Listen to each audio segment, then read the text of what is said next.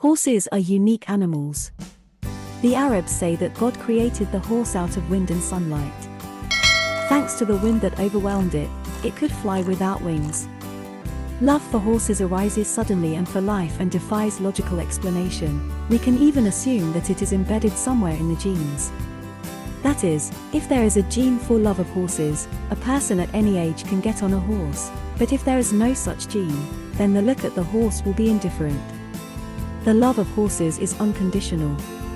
Everyone has a different feeling, but all fans and professionals of the equestrian world have one thing in common: unconditional love. The first rides in the park, the first independent and hesitant movements in the arena, the first gallop and the first fall are memories and episodes from the past that form the basis of the history of love between man and horse.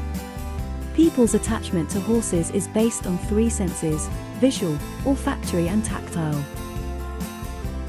Our eyes allow us to look at animals, observe their movements and behavior, and assess their natural data and exterior. The sense of smell allows us to smell a horse, the same smell that permeates even a clean stable. It cannot be confused with any other smell. And finally, the basis of the relationship between man and horse is touch. For example, for a good job a horse must be patted or stroked. Without the harmony of these feelings, one cannot reach understanding in communication with a horse. He who once fell in love with a horse cannot stop loving it. One may not go to a stable or hear or feel these animals for years, and then one day see a horse and feel the flight of butterflies in one's stomach.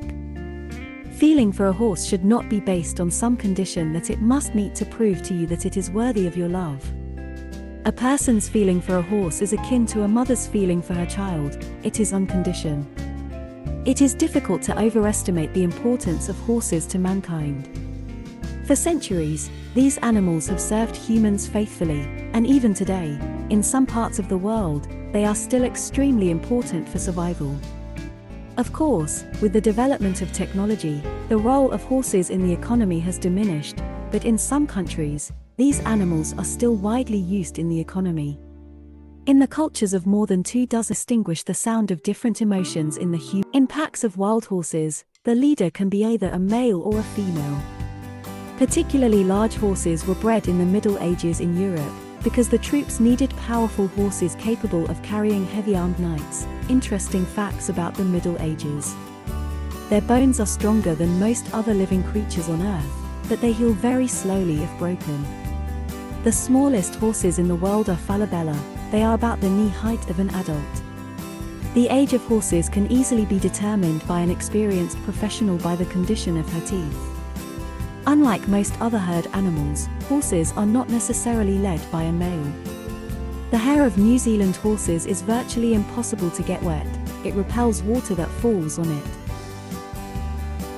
There is annalistic evidence confirming the fact that armored mighty crusader horses not only carried armored knights, but also rode through earthen walls of Saracen fortresses.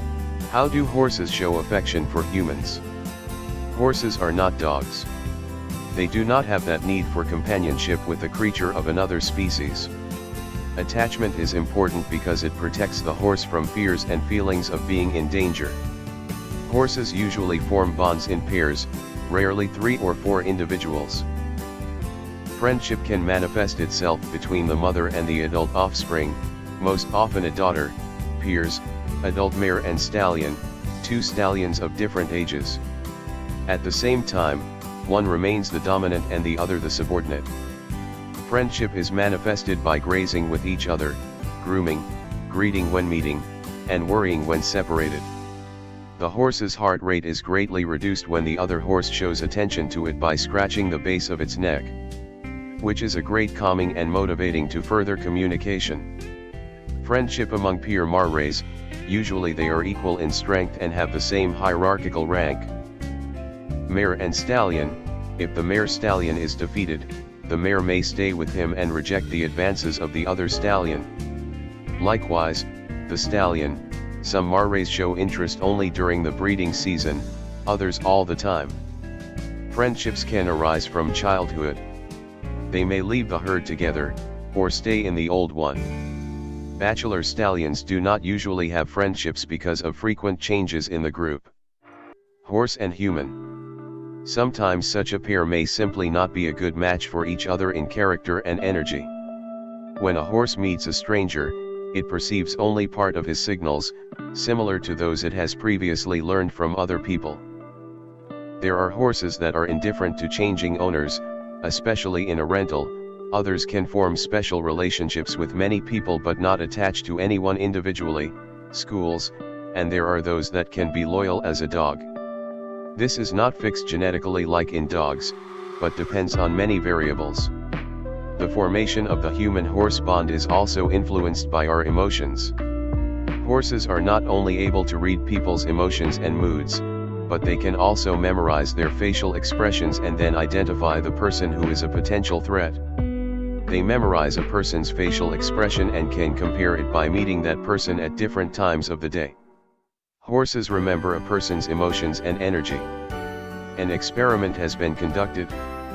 Horses reacted to an angry face with a rapid heartbeat, and they turned to look at the photo with their left eye. A similar reaction was observed in dogs that sensed a potential threat from a human. Horses showed curiosity or a neutral attitude to the photo with a smiling face. It was important to show the horses a photo of a person they had never seen before, which once again confirmed the fact that horses, indeed, are able to recognize emotions. And this applies not only to people they know, but to all people in general. Horse training usually doesn't involve attachment in principle. We are leading the horse, guiding him while riding, working on the cord or in the round barrel. We are always at a distance. Even when we are riding a horse, there are layers between us. Where is that tactile attachment that is so important to a close relationship? Touch is soothing. A decrease in heart rate occurs when people scratch a horse's withers at the base of the neck. Studies have shown that stroking, oxytocin and lowered heart rate are related. In fact, it turns out that stroking the withers becomes an antidote to stress.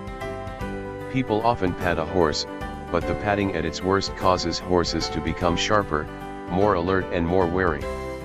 At best, it becomes a neutral signal that doesn't improve learning at all. But we can't stop patting rooks, dogs, and elephants. And this is a waste of time and emotion.